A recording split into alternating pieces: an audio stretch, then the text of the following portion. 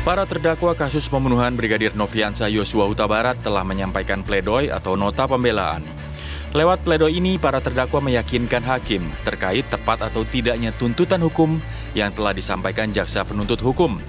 Namun, lagi-lagi, para wakil Tuhan ini tetap mempunyai hak prerogatif untuk memvonis para terdakwa bersalah atau tidak dengan menganalisis fakta-fakta dalam persidangan. Pada akhirnya, hakim pun boleh mengambil 3 alternatif putusan, yaitu menerima seluruh pledoi terdakwa dengan menghukum ringan terdakwa, menerima sebagian pledoi, mempertimbangkan dan mengurangi jumlah hukuman yang akan dijatuhkan, atau menolak seluruh pledoi, mengabulkan tuntutan jaksa penuntut umum seluruhnya. Fakta persidanganlah yang menentukan para wakil Tuhan ini memutuskan bagaimana penilaiannya terhadap pledoi para terdakwa. Tim TV One mengabarkan.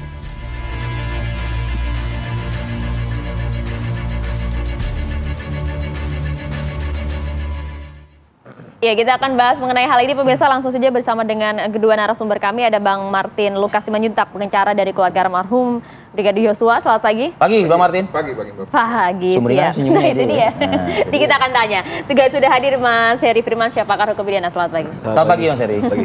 Langsung saja Mas, saya mau tanya, minta respon juga nih Bang. Pledoi kemarin sudah dibacakan oleh semua terdakwa, replik akan kemudian berlangsung. Respon Anda deh singkat. Mengenai seluruhnya ya? Ya. Hari ini tuh Sambo jadwalnya yang akan disidangkan dengan agenda replik ya? Ya, kalau keluarga tetap konsisten bahwa yang pertama adalah aktor intelektual dan pelaku utama diminta ya untuk divonis, kan kemarin itu seumur hidup. Seumur hidup? Ya kalau bisa lebih ya syukur, kalau enggak ya sebenarnya ya kita selesaikan kepada majelis hakim. Lalu untuk pemicu peristiwa pidana ini, yaitu Putri Chandrawati yang hanya dituntut 8 tahun, kalau ini keluarga sangat concern meminta agar majelis hakim mempertimbangkan rasa keadilan bagi keluarga korban dan juga mempertimbangkan kesimpulan dari jaksa penuntut umum sendiri yang mengatakan bahwa walaupun keluarga menolak ya, tidak ada pemerkosaan. Kalau tidak ada pemerkosaan berarti kan bohong dia. Ya, tuntut vonis harus lebih dari tuntutan. Lalu Ricky Rizal dan Kuat kalau memungkinkan juga lebih dari 8 tahun. Dan yang terakhir ini juga permintaan keluarga, Richard itu diberikan vonis yang lebih ringan daripada terdakwa yang lain. Nah, dia eksekutornya gimana mau bisa diminta lebih ringan? Jadi gini, Bang Fadil ya, saya kasih simulasi gini. Ini Putri dengan informasi yang menurut jaksa bohong itu. Ini Verdi Sambo. Nggak ada Putri, pidana ini nggak akan terjadi. Nah, ada Putri, ada Verdi Sambo, ada Richard Eliezer. Pertama Ricky kan yang Betul, Ricky ya diminta, tapi Ricky karena dia yang paling dekat, dia bisa nolak secara halus. Walaupun dia juga mengingini Joshua meninggal. Kenapa? Karena di Duren 3 ketika dia masuk ke dalam rumah, dia tuh tidak dipanggil. Inisiatif dia masuk sendiri. Dia mau menyaksikan Joshua habis dibantai. Mungkin kalau ada kesempatan dia juga bantai juga, mungkin loh. Nah, ketika Ricky menolak, kan Richard dihadapkan dengan posisi yang tidak disampaikan oleh Ricky bahwa dia disuruh membunuh, datang ke atas, didoktrin berkali-kali, pokoknya Joshua harus kasih mati. Dan dia berdoa, tapi tetap tidak bisa menolak. Dan akhirnya terjadi peristiwa pidananya. Yang jadi permasalahan sekarang adalah apabila Richard tidak ada dan menolak dan kaburlah dia ke Manado, apakah Verdi Sambo akan stop di situ? Enggak. Masih ada Kuat, masih ada Daryanto, masih ada Sadam, masih ada Romer, masih ada Daden. Siapapun bisa menggantikan posisinya Eliezer. Dan kalau tidak ada Eliezer, perkara ini tetap 338 loh. Karena kan tersangka pertama itu Eliezer. Pasca dia mengaku, dengan pengakuannya itulah dia mengatakan bahwa ada unsur perencanaan sebelum penembakan tersebut dan bisa menjerat Putri, bisa menjerat Verdi Sambo, bisa menjerat Ricky dan Kuat. Kalau enggak 338 barang itu, dia tinggal bilang, "Udah Pak, Bapak kan nawarin saya 1M, kali lipat aja Pak 10." Saya diem, saya tutup mulut saya diem aja, intinya dihukum kan maksimal 15 tahun. Bisa terjadi itu ya? Selesai udah. Makanya nggak boleh dinafikan peran adik ini, kasihan, jangan. Dan dia juga yang mendongkrak popularitas kepolisian saat ini loh. Apapun itu, kemarin di persidangan yang cukup panjang ya, cukup meletihkan juga bagi jaksa penuntut umum, majelis hakim dan juga penasehat hukum dari terdakwa. Menurut Anda Bang Martin, sebelum saya pindah ke Mas Heri juga sebagai ada analis pidananya, seberapa persen sih nota pembelaan itu bisa mempengaruhi majelis hakim? Ya, tentu kan ini kan sama derajatnya dengan tuntutan jaksa ya. Yang membedakan adalah jaksa memberatkan, kalau nota pembelaan itu kan yang meringankan. ya banyak juga yang karena nota pembelaan itu hukumannya jadi lebih ringan ataupun bebas. Karena ini adalah kesimpulan dari pembuktian dan bantahan dari pembuktian jaksa. Nah, namun sayangnya yang saya lihat kemarin ya, khususnya untuk terdakwa Putri Chandrawati, tidak ada hal-hal baru yang bisa menguatkan argumentasi mereka bahwa selain tangisan itu ya, tidak ada yang bisa. Karena kenapa? Nggak ada visum, nggak ada. DNA nggak ada. Yang lainnya hanya apa? Hanya rekomendasi Komnas HAM katanya bahwa terjadi kekerasan seksual. Dan rekomendasi yang sama dikeluarkan juga oleh LPSK yang pernah menerima permohonan perlindungan dan mengatakan keterangan Putri diperkosa itu tidak dapat dipercaya. Oke, Bang Martin. Saya pindah ke Mas Heri deh. Mas Heri, ada semacam kayak PR yang mungkin masih menjadi tugas lah seharusnya ya untuk diperjuangkan. Nah, tapi sayangnya momen sampai pukul 17.00 Mas Heri, Putri Chandrawati menyampaikan nota pembelaannya sampai sore kan waktu itu kan. Iya. Nah, nggak keluar kata versi pengacara dari almarhum Yosua. Lebih banyak kepada narasi-narasi tangis-tangisan dan mohon maaf dengan tidak mengurangi rasa hormat saya kepada Bu Putri, narasi-narasi drama sinetron seperti itulah gitu yang keluar. Nah, di dalam hukum pidana seberapa mumpuni sih sinetron ini gitu? Sekali lagi dengan tidak mengurangi hormat saya gitu. Iya. Sesuatu yang dilakukan tuh mungkin ada desain di belakang ya. Nah, kita nggak tahu seberapa jauh orang yang membisikkan ini mempengaruhi dalam nota pembelaan itu. Kalau saya sih tidak percaya bahwa itu hanya disusun sendiri. Pasti ada hal-hal yang dititipkan dalam hal misalnya pesannya harus begini, harus mengeluarkan mungkin tadi yang kata Bang Fadil adalah harus menangis misalnya dan lain sebagainya. Itu dalam kerangka untuk menyentuh perasaan hakim. Saya tidak melihat lagi sebenarnya dalam konteks ini sudah pembuktiannya sudah selesai. Pembuktian itu kan sudah proses yang kemarin sudah terlalu panjang untuk sebuah kasus kan. Ada puluhan saksi, ada puluhan juga ahli yang didengarkan dari masing-masing pihak. Dan itu menurut saya dipertajam lagi dengan ada pemeriksaan setempat. Sehingga kalaulah pledoi ini dilakukan sebenarnya upaya untuk meringankan saja. Bahwa perbuatan itu ya sudah dipertimbangkan sebagai perbuatan yang arahnya sudah 338 atau 340. Bahkan kalau kita lihat keyakinan dari jaksa penuntut umum kan sudah mengarah ke 340 KUHP kan. Dia tidak lagi bicara tentang 338. Kalaupun yang di luar dari Sambo selalu dikatakan adalah secara bersama-sama. Dengan kata lain ini sudah masuk penyertaan yang dikaitkan dengan 340-nya. Nah, dalam hal bahwa ini adalah bukan retorika, sekali lagi mohon maaf dengan segala rasa hormat juga, bahwa pembelaan ini adalah pembelaan yang harusnya 90% hukum. Yang diharapkan oleh Bang Martin tadi. 90% hukum bukan sebaliknya ya, 90% malah. Tapi sampai sore pukul 17.00 itu artinya memang ada niatan untuk kemudian menguras perasaan emosional dari majelis hakim kan? Iya, ini hal yang biasanya secara praktik juga kita Bang Martin juga mungkin sama ya, akan sampaikan kepada klien bahwa ini adalah upaya terakhir untuk meyakinkan, karena bicara tentang keyakinan hakim ini kan sifatnya individu ya, kita nggak bisa memaksakan keyakinan kita dan keyakinan hakim, pasti bisa berbeda tangkapannya, apalagi dia sudah menerima data, informasi yang didapatkan jauh sebelumnya, maka ini sudah bisa mempengaruhi keyakinannya dari awal, sudah mungkin ada ini bersalah atau tidak sudah mereka miliki.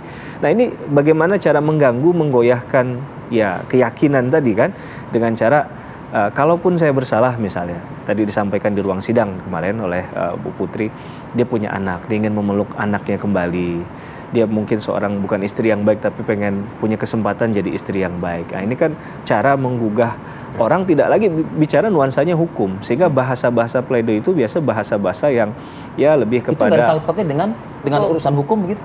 Ya. Seharusnya ada hukumnya bicara misalnya tentang fakta yang mungkin tidak disinggung di surat tuntutan, dan itu penting bagi mereka untuk membahas. Tapi yang kalau saya lihat kemarin misalnya adalah membahas tentang jaksa penuntut umum kok tidak mempertimbangkan keterangan ahli yang disampaikan oleh ahli pidana, sedangkan yang ditanya adalah bagian dari viktimologi. Menurut saya kalau memang keyakinannya adalah ahli pidana, ya tentu bicara hanya pidana saja, walaupun viktimologi bagian dari pidana. Nah, mungkin ini yang kemudian tidak dipertimbangkan oleh jaksa penuntut umum, karena dianggap bahwa kalau Anda ahli, ya ahlinya di satu bidang saja, jangan di berbagai bidang tadi, jangan-jangan nanti malah nggak ahli di bidangnya. Jadi dalam konteks itu ya kita perlu memahami keyakinan jaksa juga. Jadi boleh penasihat hukum mengatakan dia punya keyakinan, ada sejumlah data yang dikatakan mohon maaf ada manipulasi kalau nggak salah begitu ya, menyelewengkan informasi yang tidak utuh dari jaksa penuntut umum di ruang sidang. Nah ini yang kemudian dibahas tentang salah satunya BAP-nya Eliezer, tanggalnya disebutkan. Nah itu pun sampai sekarang juga nggak tahu ini kan benar apa enggaknya. Jadi hakim harus jeli melihat apa yang disampaikan dengan disodorkan fakta-fakta menurut versi masing-masing, menurut jaksa penuntut umum maupun menurut penasihat hukum itu benar atau enggak. Maka kan akan ada minuta dalam persidangan itu kan, akan dicek kembali benar nggak bukti yang disajikan tuh memang tidak pernah dipertimbangkan atau pernah dibunyikan tapi nggak pernah ada buktinya. Jadi seharusnya letih kita sampai sore itu memperjuangkan itu seharusnya kan. Betul. Konteks hukum ya, Mas Heri, Bang Martin. Tapi sejauh ini selama praktek di lapangan, seberapa besar kemudian pengaruh dari pledoi, terlebih lagi kemarin dengan penuh drama itu bisa mempengaruhi vonis yang akan diambil oleh majelis hakim, itu yang akan kami tanyakan. Usai jeda ya, sesaat lagi. Iya sih, benar. Baiklah, kita lanjutkan, Mas Heri, Bang Martin. Jadi pada praktiknya sebenarnya seberapa besar pengaruh pledoi ini bisa mempengaruhi dari sisi batin majelis hakim? Berangkat dari tuntutan ya? Berangkat dari tuntutan. Ya, saya memang nggak punya data bukti valid ya, karena itu harus lewat penelitian sejauh mana itu berhasil atau tidak. Tapi kalau saya lihat random sampling aja, ya ada yang berhasil, ada yang tidak. Tapi saya jarang sekali mendengar dengan hanya pledoi loh ya, tanpa memperhatikan rangkaian dari penegakan hukum ini, kemudian hanya itu jadi dalil hakim untuk memutuskan. Karena biasanya dalam memutuskan tuh hakim ada pertimbangan. Nah pertimbangan tuh biasanya dari keterangan saksi, keterangan ahli, barulah terakhir mungkin ada menyinggung pledoi itu untuk hal yang meringankan. Misalnya karena dia punya tanggungan anak, dia selama berkarir di kepolisian untuk Sambo misalnya, belum pernah melakukan tindakan indisipliner atau tindakan melanggar hukum sebelumnya. Baru kali ini misalnya dia tercatat tersandung kasus hukum. Jadi itu perlu dalam hal dimasukkan dalam pertimbangan hal yang meringankan, gitu ya. Tapi kemudian itu mengubah semua isi dari proses awal penyelidikan, penyidikan, penuntutan, sampai pemeriksaan di sidang pengadilan, kecil kemungkinan, mohon maaf. Tapi menurut saya juga kalau ini sampai terjadi untuk kasus sebesar ini bisa jadi presiden juga. Jadi orang bisa berbicara, jadi selama ini proses dari awal itu apa?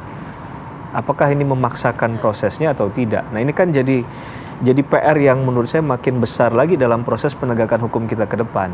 Jadi memang kalau kita bicara kasus ini nggak boleh emosional menurut saya. Dalam artian kita ingin menghukum orang seberat-beratnya, tapi kita juga mempertimbangkan keadilan, kan begitu.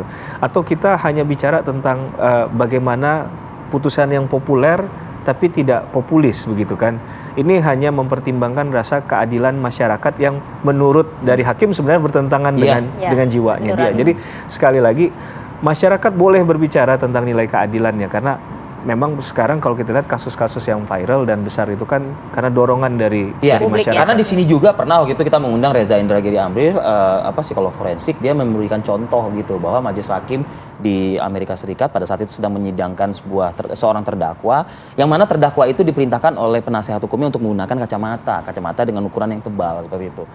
Akhirnya sosok terdakwa dalam kasus pembunuhan tersebut divonis bebas oleh majelis hakim hanya karena tampilan seperti itu. Nah kita kemarin melihat ada tangisan di situ, ada sisi subjek sebagai seorang ibu rumah tangga dan lain sebagainya. Nah mungkin pertanyaan ayah tadi masuknya di sana. Artinya tidak mungkin lah mengaburkan apa yang sudah berlangsung di persidangan, segala fakta, segala dan sebagainya. Tentunya saya menjawab berdasarkan pengetahuan saya dan juga pengalaman yang saya miliki begitu ya.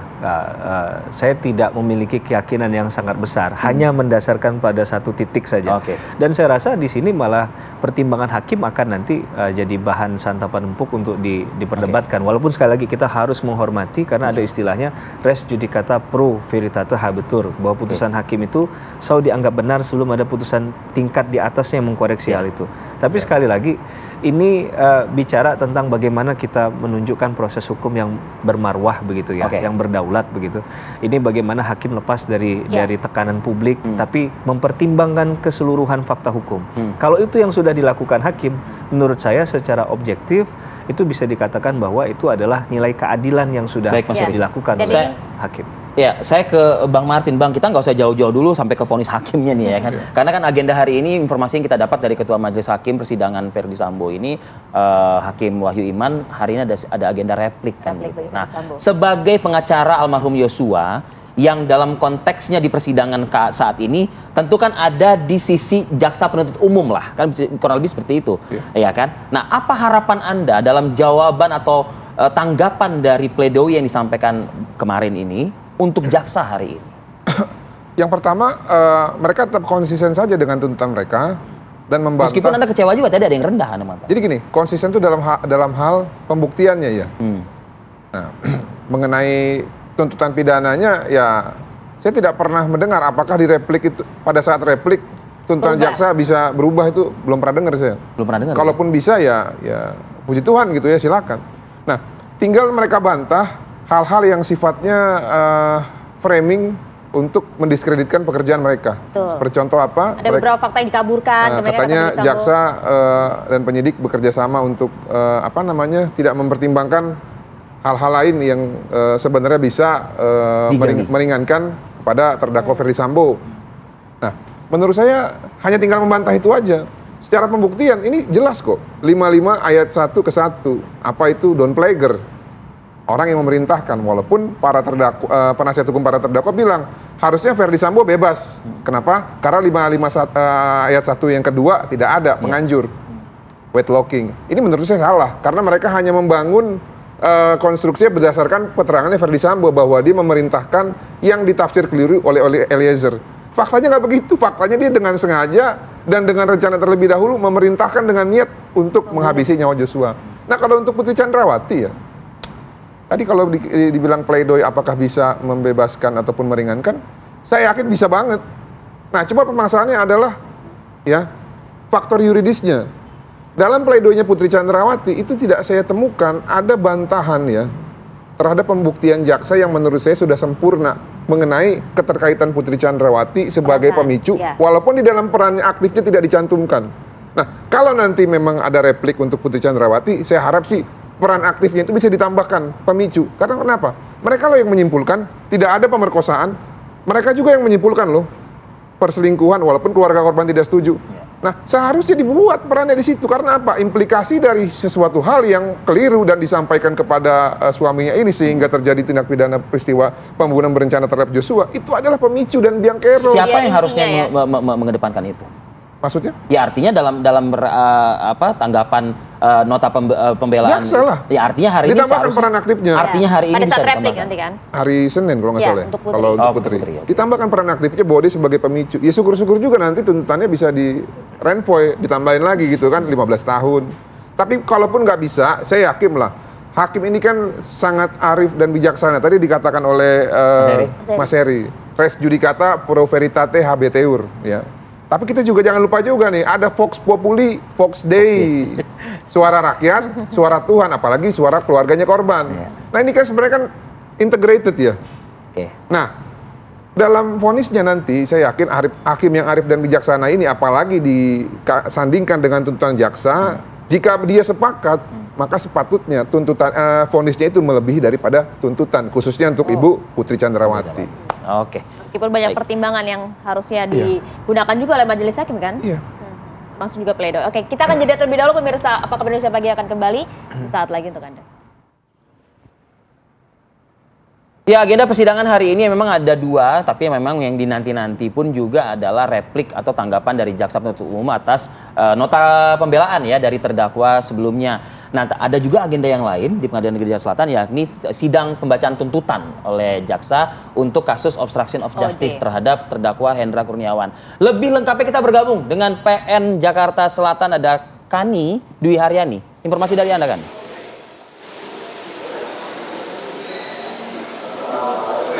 Ya, selamat pagi Ari Fadil dan juga pemirsa, apa kabar Indonesia Pagi? Betul sekali bahwa hari ini Pengadilan Negeri Jakarta Selatan kembali melanjutkan persidangan atas perkara pembunuhan terhadap Brigadir Nofriansyah Yosua Huta Barat, yang mana memang betul sekali diagendakan ada dua persidangan yang terbagi menjadi 3 ruang sidang, yang mana di ruang sidang utama nanti akan ada pembacaan replik dari JPU atas tanggapan pledoi ataupun nota pembelaan dari 3 terdakwa, diantaranya Verdi Verdi Sambo, Kuat Maruf, dan juga Ricky Rizal. Kemudian di dua ruang sidang berbeda, yakni di ruang sidang 2 dan 3 adalah pembacaan tuntutan terhadap 6 terdakwa dari kasus obstruction of justice atau perintangan penyidikan. Yang mana seperti kita ketahui bersama bahwa ini merupakan buntut dari kasus pembunuhan Brigadir Yosua yang melibatkan dari Verdi Sambo, yang mana sebelumnya juga telah dituntut pembacaan tuntutan terhadap terdakwa Verdi Sambo, kemudian juga Kuat Maruf dan juga Ricky Rizal, yang mana Verdi Sambo ini dituntut penjara seumur hidup oleh JPU, kemudian juga untuk Kuat Maruf dan juga Ricky Rizal dituntut 8 tahun penjara, sedangkan Putri Chandrawati 8 tahun penjara, dan juga Barada Richard Eliezer ataupun Barada E 12 tahun penjara. Yang mana sebelumnya kita ketahui bersama bahwa dari tim kuasa hukum Verdi Sambo, Arman Hanis ini menyatakan bahwa setidaknya kliennya ini tidak dituntut penjara seumur hidup, bahkan meminta untuk dibebaskan dan juga pembersihan nama, yang mana dari JPU sendiri tidak melihat adanya hal tersebut karena memang melihat adanya pencorengan institusi nama Polri, kemudian juga telah melakukan rekayasa ataupun pembunuhan terhadap Brigadir Yosua, yang mana nanti juga akan kita saksikan bersama-sama yang akan dimulai pada pukul 10 pagi di ruang sidang utama untuk kasus sidang lanjutan berkaitan dengan pembacaan replik, dan di dua ruang sidang berbeda untuk kasus obstruction of justice. Sementara demikian, kembali ke Anda di studio. Ya, terima kasih Kani Dwi Hari ini melaporkan langsung dari Pengadilan Negeri Jakarta Selatan. Selamat bertugas Kani. Bella, kami lanjutkan. Hari ini ternyata ada 3 terdakwa yang akan menjalani replik. Ada Verdi Sambo, Kuat, dan juga Ricky Rizal. Apa yang Anda harapkan disampaikan oleh JPU? Ya, karena kan gini, saya lihat mereka semua kan sama-sama belum mengakui kesalahannya. Padahal jaksa sudah sangat jelas ya membuktikan apa sih peran-peran dari masing-masing terdakwa ini. Khususnya Kuat loh ya. Si Kuat ini malah menuduh bahwa karena dia bodoh, maka dia dipergunakan ataupun diperdaya sama penyidik. Nah kalau penyidik ini kan sebenarnya dalam sistem peradilan pidana kan perpanjangan tangan dari jaksa. Berarti kalau ada kesalahan penyidik maka kesalahan jaksa juga. Oleh karena itu penting untuk jaksa menjawab semua tuduhan-tuduhan ya, false accusation dari para terdakwa ini. Kalau tidak nanti majelis hakim akan mempercayai apa yang disampaikan oleh para terdakwa melalui penasihat hukumnya. Kan ada teori ya, jika kamu diam maka kamu membenarkan. Ada juga teori mengatakan bahwa ketika ada ketidakadilan dan orang tidak berpihak terhadap orang yang tertindas, maka dia tidak adil. Oleh karena itu penting menurut saya bagi jaksa untuk menjawab semua tuduhan-tuduhan yang pertama ya, tidak sesuai dengan fakta. Yang kedua, percobaan untuk menggiring ke arah yang lain, khususnya di pasal 55 ayat 1 kedua yang didalilkan oleh para penasihat hukum Verdi Sambo, with locking itu, penganjur. Karena itu bukan penganjur, ini jelas perintah, Don Plager. Dan Richard Eliezer adalah sebagai alatnya. Itu paling penting, kalau enggak nanti konsekuensinya dari pembuktian ataupun pasal yang tidak terpenuhi unsurnya, maka itu bebas. Walaupun dia berbuat pidana, tapi pasal yang salah bebas. Nanti abang kita bisa menjelaskan itu. Bang Martin, artinya begini ya, diharapkan jangan flat-flat saja lah repliknya JPU hari ini, begitu kan? Memperkuat juga dasar tuntutannya gitu kan? Jadi gini, sebagian dari jaksa yang ada di depan persidangan itu kami pernah bertanding dulu di Ciamis. Saya tahu seberapa keras mereka, ya. Saya tahu seberapa keras mereka dan mereka tahu seberapa keras kita. Jadi menurut saya seharusnya bukan masalah yang susah lah buat mereka untuk membalas itu gitu loh. Jikalau diharapkan bisa lebih, tapi ya modal 8 tahun yang disodorkan oleh JPU dalam tuntutan kemarin harus dijaga lah, kurang lebih kan seperti itu. Nah itu dia tuh Mas Heri pertanyaan. Ya, menurut saya begini, bahwa ada 2 kemungkinan, possibility, dan juga 2 konsekuensi yang harus diterima secara langsung gitu ya. Kalaulah JPU kemudian mengikuti tarian dari yang dilakukan oleh penasihat hukum, maka dia punya beban untuk membuktikan semuanya. Padahal di awal pun ini benar atau tidak kita nggak tahu ini kan. Ini kan masalah yang disampaikan faktanya tidak berkesesuaian dengan ini kan harus dicari dulu. Kalau memang tidak ada, tinggal dijawab singkat aja bahwa itu sudah dijawab di dalam pembuktian dan itu sudah clean and clear di sana. Nah, itu sehingga beban pembuktian nggak terlalu banyak lagi dalam hal, bukan pembuktian dalam yang saya maksudkan di tahap yang sebelumnya ya, tapi menjawab tadi ya. Itu kan seakan-akan diberikan tanggung jawab lagi. Nah, kalau tadi tidak dijawab, nggak bertele-tele gitu Mas? Iya, tidak bertele-tele. Kalau tadi tidak dijawab, maka mungkin ada anggapan bahwa ya berarti dia nggak punya dasar untuk melakukan hal itu kan. Jadi menurut saya poin penting saja yang kira-kira dianggap ini berpengaruh terhadap proses pembuktian tadi. Karena bagaimanapun jaksa penuntut umum ini kan pasti melakukan satu tindakan tidak mendasarkan hanya dari mereka. Dari proses tadi yang sudah disampaikan sama Bang Martin, dari proses penyidikan, ini kan seakan-akan ingin mengatakan bahwa kacaunya sistem peradilan pidana. Berarti dari awal proses sidiknya udah nggak benar kalau seandainya ada hal-hal yang dianggap tadi ada kata-kata mohon maaf, ada indikasi untuk tidak menyampaikan hal yang sebenarnya atau seutuhnya di muka persidangan. Padahal sidang ini sudah dibuka dan terbuka untuk umum. Menurut saya apa kurangnya lagi kita mendengarkan proses-proses tadi. Dan saya rasa nggak ada satupun yang bisa dikatakan bahwa ini tanpa dalil, tanpa dasar. Karena kalaupun tidak ada dari BAP, mungkin dari keterangan saksi.